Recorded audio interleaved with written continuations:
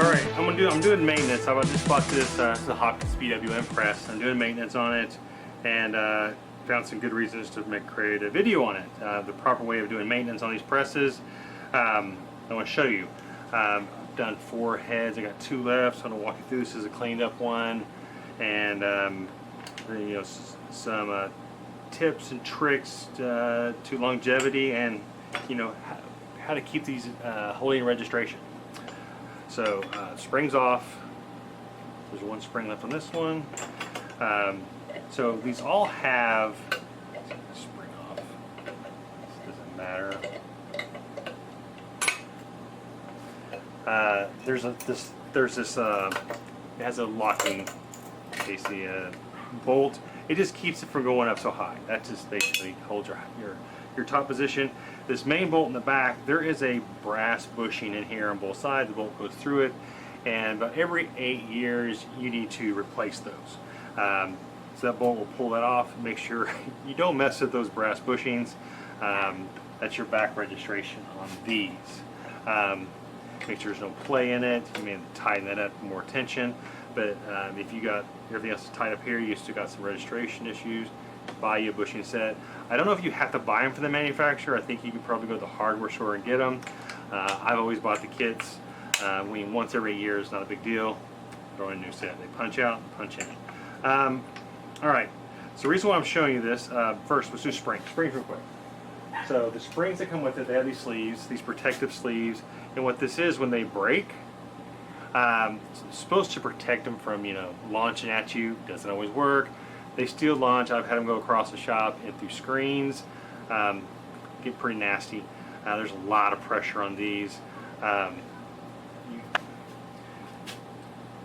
You don't have to use all 4 quads. You can get away with using just 2. So what 2 is going to do is you have a 20 by 24 screen, the manual screens. That's sufficient. If you're like me and I use the 23 by 31s automatic, you're going to want that extra support. Then I use quads. I do use 2 of these. So these I get off eBay. They're the same length. They have the same tension level, but look, they're smaller. They are a lot smaller in size, a lot cheaper. I usually run these on the outside, I run these on the inside, and if one breaks, you're going to re-register your screen, because it's going to throw more tension on one side. This is a lot of tension. So just know that if you break a spring, you're going to have to register your screen back up again. But I'll take a pair of these and throw off, keep in the back, and I'll use this extra set on this far side.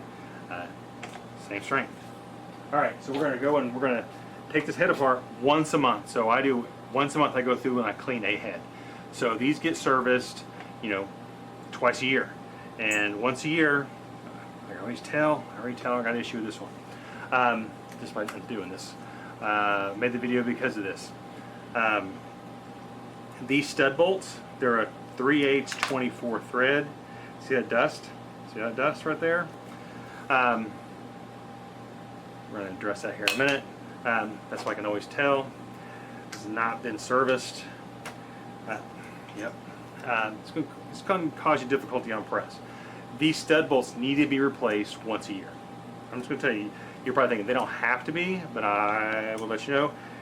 It's beneficial. For one thing is, you don't want the threads to get so far out of whack, because what happens is you're tightening these down, and what dust. You're tightening these down, and you're messing with your threads. Well, when you have to back them out through the base plate here, you can jack up those threads as well. You don't want to do that. These are expensive. So once a year I replace these. I get these from Fastenal. They're a 2.5 inch bolt, 3/8 24. They come in a kit of 25, and I've got 2 presses like this. My calf press are a 3/8 16. You know, it's a standard size. I can go to the hardware store and pick those up. But look, this is why I made this video. See that powder residue? What is that powder residue? That is threads wear, and you're eating up your these levers. These things are expensive, and I have a buddy with a machine shop. we have a hard time finding these. You can buy the 16 threads all day long. This is the 24 thread. A little more difficult to find. My other press, I don't even use these. I use nuts on the top because I really crank them down because I throw my screens. I'm an aggressive printer. I like to speed. I print fast. I do simulated process, and I don't want my stuff to move. So that's what this is. I'm back to having knobs again. Kind of fun. But okay, so you got powder in here. We're gonna go through the cleaning process.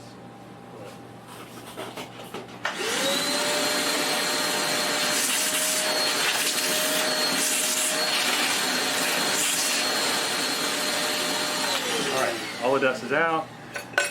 So you don't have to be a mechanic to do this. You have a press, you should be doing your maintenance. Once a month, pick a head.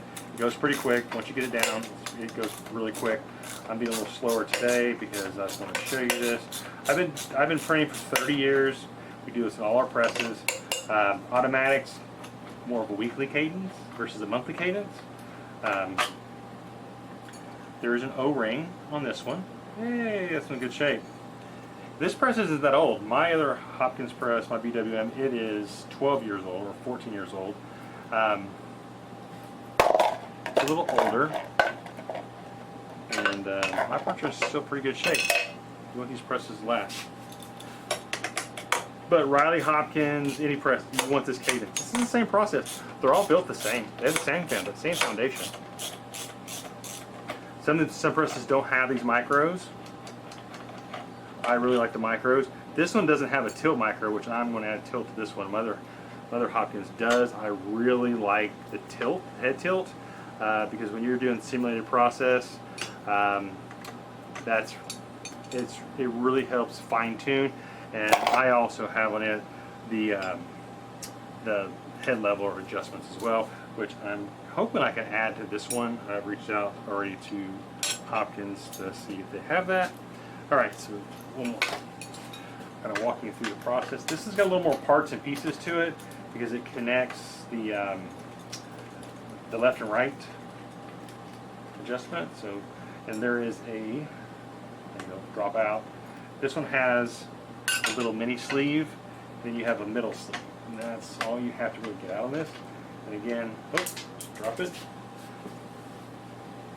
And then you have an O-ring that sits right there. And that O-ring is busted. But it is what it is. Not that big a deal, it's just a cushion. Let's put it back in the order they're in. And you can clean these parts up prior to putting them back. You want to make sure everything looks new. I keep a cup here of all my parts and pieces. Alright, now to the fun stuff. This is the reason why I made the video. This one section. This is the most important part of this. I have a drill, automatic drill I usually use. Go old school today. So these are a shallow lock nut. Hard to find. Don't lose them. I've tried to find them, and maybe had my buddy in the machine shop try to find them. And then also below it is a thin washer. I believe it's a 1/2 inch OD, 3/8 inch ID. It's a thin washer that goes in that little channel. Ooh, yeah, that one's. Let me see. We may do on this one. I make sure this doesn't feel too good on this one. We may replace some nuts or bolts. I'm going to show you the bolts.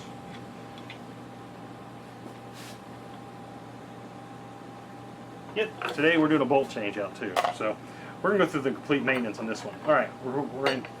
So in here, there's a washer. If I can not lose them again. These little small washers. We're going to decrease that plate. The head comes off. That's all it's there. All right. Reason why I want to show this video is, see this residue?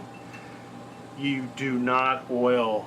You do not put any oil or lubrication on these plates. See, there's like a residue, and it could be condensation, it could be adhesive, it could be dust, it could be anything. but you can feel the gunk and the buildup of this. And being on the bottom like this, I'm pretty sure it's not adhesive.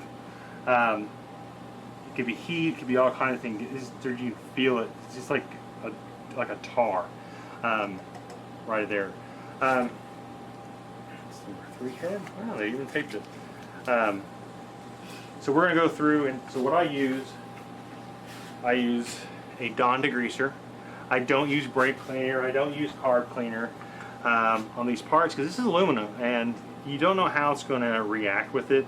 So I'm just cautious of what I do with these. You make money. This machine makes you money. This press, it's what I guess you're making money with it, and I don't want to mess it up. So I know it's just a machine aluminum, or some of this is cast aluminum, yeah, degreaser is all I do. I have rubbing alcohol. I clean it up, take any residue off. But when we put this back together, I want to show you how I do it. So I'm going to go degrease these. I'm going to power wash these clean. It's going to look brand new almost. And we'll put it back together. I'll show you how to lube it. And I am going to probably replace 2 bolts. I want to show you how you do it. I think I've got 4 left over there. Others haven't come in. So this is going to be a pretty good video. All right, hold on. Alright, now we're going to clean this. I got those are all cleaned up. We'll show this here in a minute. We're going to replace those bolts. You don't have to, so when I go through this, I kind of clean everything up. Here's my degreaser.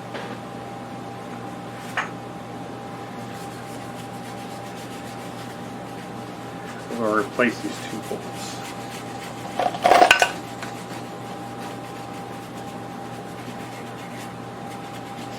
Clean it up.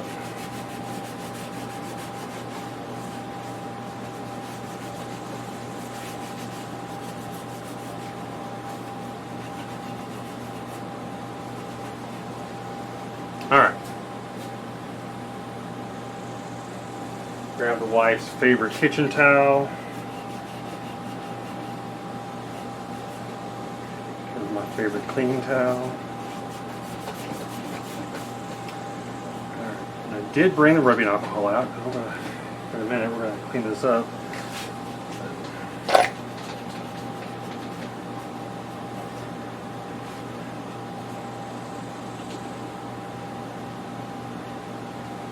Alright, it's pretty good. That looks pretty good. So the oil that I use, it is a 3-in-1 household oil. It's also the same oil on my bike. So I'm going to put that right here real quick. So let's take out the bolts. Super easy, not complicated. So this is what they are. They are a 41 UE89. So 41 UE89. These are a 3/8 24 thread. So these came from Fastenal. That's where I get them from. We're gonna do both these like that. But they're a grade 5. I've been trying to find some grade 8s. That's not easy to do in a full thread. And I use, pull these out, is an impact. You don't have to have it. You can use the regular ratchet if you want to. But here, we'll just pull it up here so you can see it. If I can pull it up enough.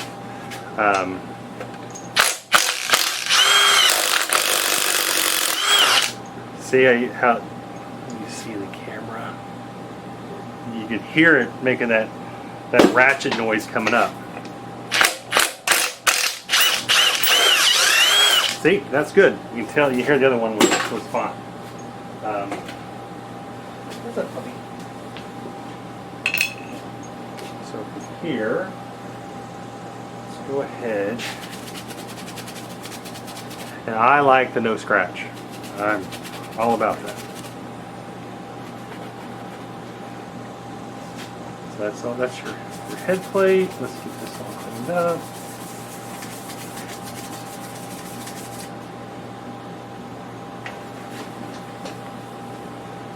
We're going to put these bolts back up here in a minute, and then I want to take rubbing alcohol to it to make sure the surface is clean. But that's all that is it. That's your plate. And so I will thread that. You can see where they go. Just all over the place today. Got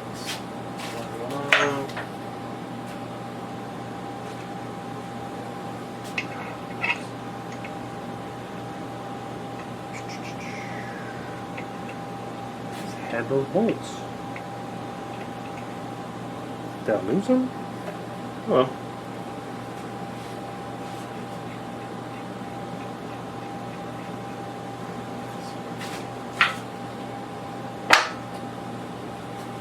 I don't know where I set them down. I was going to show. Yeah, they're all the same height. Okay, so they're in. So what I'm going to do is I'm going to put a little bit of thread, a little oil in the threads. There we go. We're going to put these in really slow. Just like butter.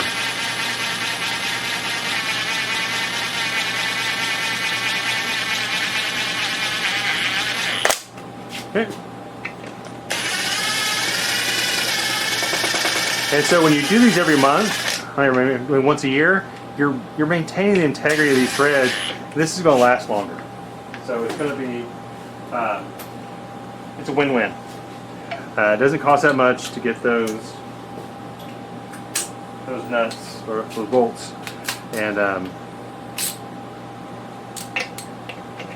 snug it up. Snug it up. Okay. Now we didn't leave any residue, so now we are going to take rubbing alcohol. I just do this to. I've already done the head, the other pieces. Just make sure there's no residue. I mean, they're power washed. I just don't want any residue, like the degreaser residue or any oil residue on them. So, all right. So that was good. So you got to see, ta-da, what you do once a year. Here's our nice clean head. So it slaps right on like that. Here's your new plate. Just like that.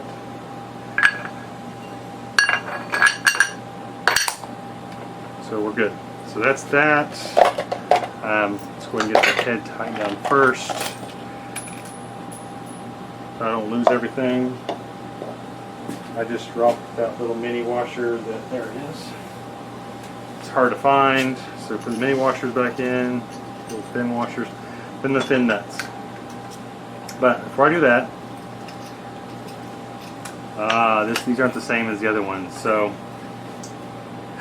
the other bolts have a divot at the end. You want to put a drop on the tips of there. Just a drop where it just sits on top. So when you put the screw on, it's going to thread oil on that screw. But I'm sorry, that nut, and all the way down. There you go. And I had the impact wrench. I could have ramped it. I could have gone faster with it, but old school. Let's do it.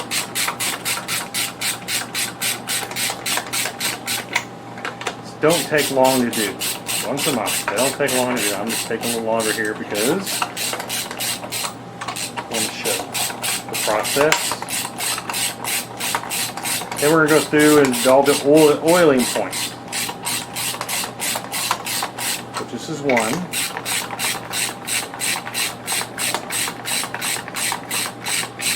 Alright, that's snug. And that's snug. You want to back these off about half a turn. Get a little bit of play in it, we're going to move fine. Do not oil. Do not oil.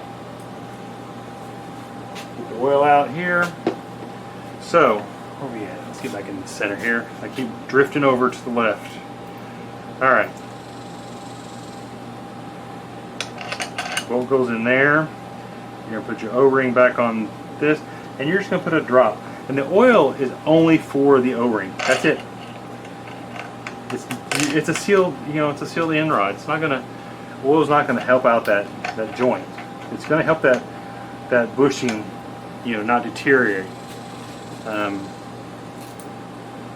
Same thing on this one.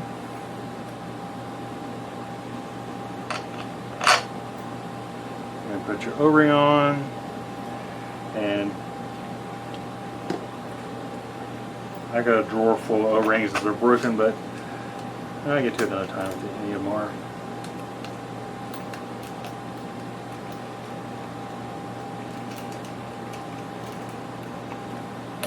And then this one we have, release these.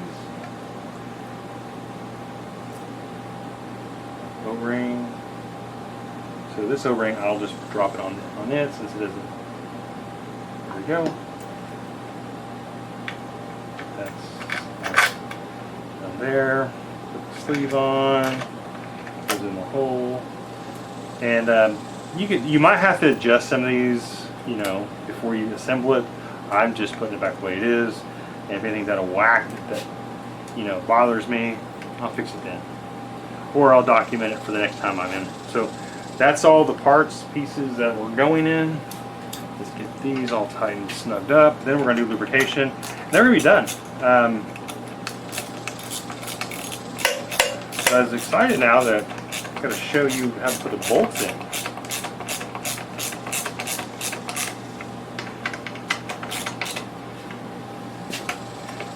If your knobs are hard to turn, your threads are jacked up.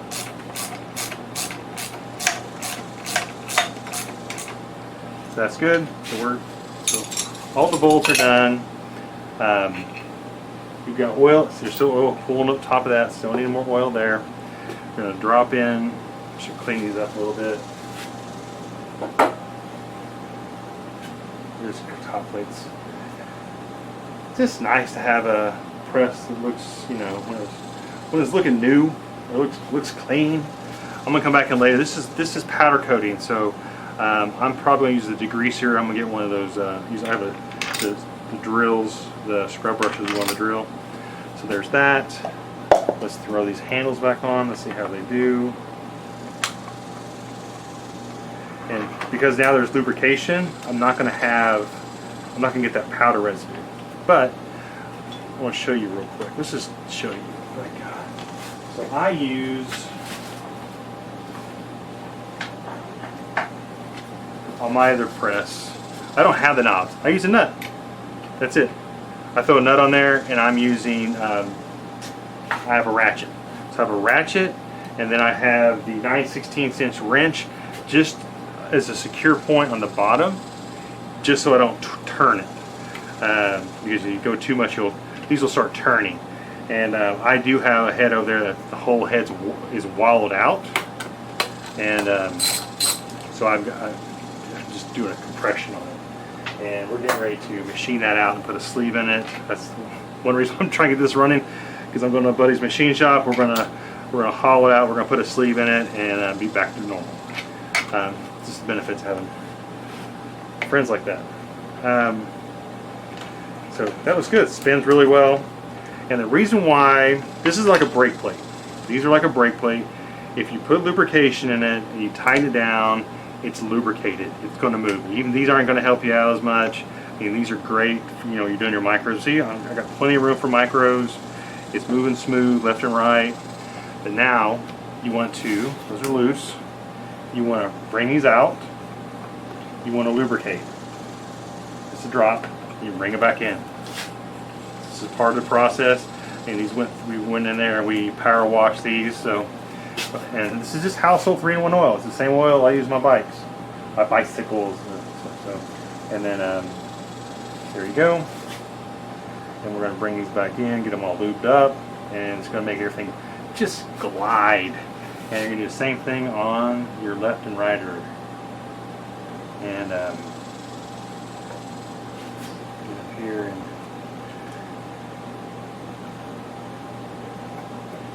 nice. That just really helps out. All that. I do not lubricate any of these joints here. These are the same thing. These are compression joints. They should not be lubricated. They're for your tilt. But you see these little wells right here on your handles. You got these little wells. You want to drop some oil in there for your threads and those. And then on these, there's a bottom little reservoir on the heads that hold the bottom plate. They do the same thing. It grinds. and it has a little screw. It's an internal screw, and you want to make sure that they're screwed all the way up, because over time they wear down, they get below the surface and they start chewing into your screens, and it really messes with it when you're setting your press up. But that's it. That is, now we're going to put the springs on, and when I tighten this down, I don't have to gorilla tighten it, because what it is, you don't have a lubricant in there, and it is like a brake plate, and it's not moving. So just want to show you that.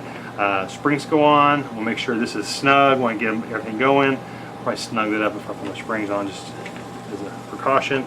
And then I'm moving on to the next one. So I think this is my last head. So then we're going to set the arms on it, and I want to walk you through. I'm going to set the bison platens on this set, and this is going to be ready in production. Hopefully, it'll be in production later today. Thanks for watching. Hopefully that was helpful.